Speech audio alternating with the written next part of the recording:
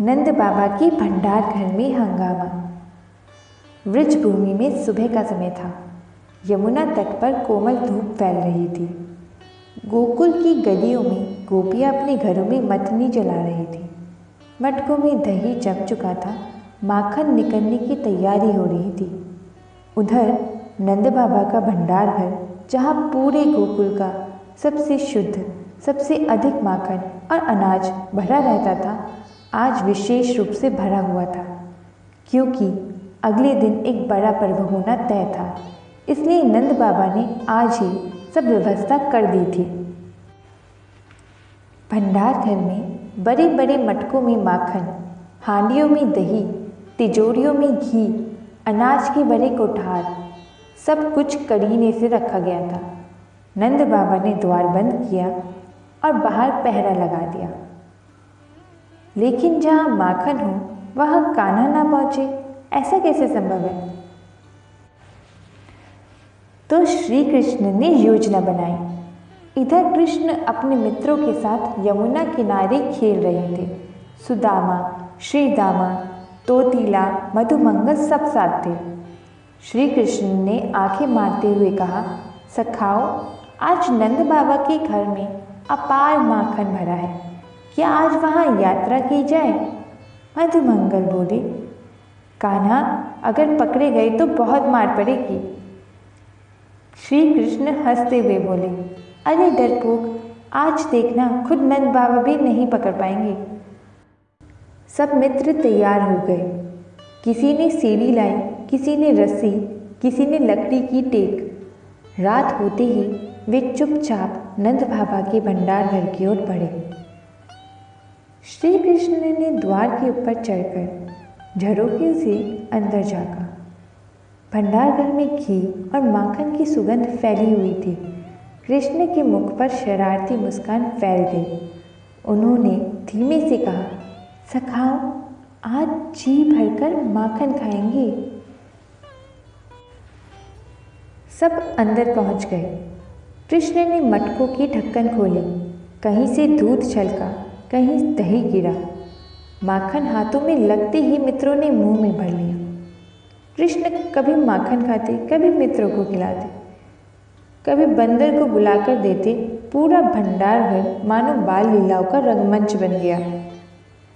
कृष्ण ने देखा कि बाहर कई बंदर बैठे हैं। उन्होंने इशारे से उन्हें भी बुला लिया। अब तो हालत और बिगड़ गई। बंदर मटके गिराने लगे, दही की नदियाँ बहने लगी, घी फर्श पर फैल गया, अनाज बिखर गया, हंसी शोर किलकारियाँ गूंजने लगी। उधर बाहर पहरेदार ने आवाज़ सुनी, अरे भंडार घर के अंदर इतना शोर क्यों? उन्होंने नंद बाबा को खबर दी। नंद बाबा दौड़ते हुए आए। साथ में कुछ गोप और ग्वाले भी थे। जैसे ही दरवाज़ा खोला गया, अंदर का दृश्य देखकर सब सन्न रह गए। मटके टूटे पड़े थे, माखन फैला हुआ। कृष्ण और उनकी सखा माखन से लिपटे हुए खड़े थे। बंदर छतों पर उछल रहे थे। नंद बाबा गुस्से से बोले, अरे नटखट, यह सब किया क्या तुमने? कृष्ण ने भोलेपन से कहा, बाबा, हमने तो बस जांच की थी कि माखन सही है या नहीं। यह सुनकर कुछ गोप हंसने लगे, लेकिन नंद बाबा का क्रोध नहीं शांत हुआ। उन्होंने छड़ी उठाई और कहा, आज तुम्हें दंड मिलकर रहेगा। यशोदा मैया तभी वहाँ से दौड़ती हुई आई। उन्होंने देखा कि कृष्ण के गालों पर माखन लगा है और आंखों में डर भी नहीं, केवल शरारत है। यशोदा ने धीरे से कृष्ण को अपनी ओर खींच लिया और बोली, अरे नंद जी, बालक है, गलती हो गई, आप क्यों क्रोधित होते हैं? नंद बाबा ने कहा, इतना नुकसान हुआ है, पूरा भंडार उजाड़ गया। यशोदा जी ने मुस्कुरा कर कहा, जिसके कारण यह सारा भंडार भरा है, वही आज इसमें खेल रहा है। यह सब उसी की लीला है। कृष्ण ने तुरंत माँ को पकड़ लिया और कहा, मैया, मैंने तो कुछ नहीं किया, सब बंदरों ने किया। सब लोग हंस पड़े। अंत में सबका हृदय पिघला। नंद बाबा का क्रोध भी धीरे धीरे शांत हो गया। उन्होंने कृष्ण को गोद में उठा लिया। गोपियाँ बोली, आज भंडार घर में ही प्रेम का सागर छलक पड़ा है। कृष्ण की बाल लीला ने सबके हृदय को आनंद से भर दिया। भंडार फिर से भरा गया, पर उस दिन का हंगामा गोकुल में वर्षों तक कथा बनकर सुनाया जाता रहा।